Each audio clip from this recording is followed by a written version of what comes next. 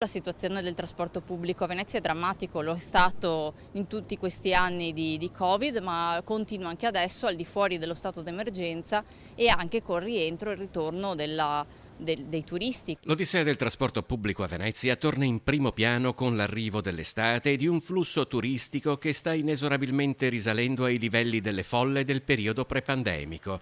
Il Partito Democratico denuncia una situazione critica, le cui vittime più gravi sono le isole, proprio i territori che non hanno alternative. La Giudecca, per esempio, continua a essere fortemente penalizzata sia di giorno ma anche la sera.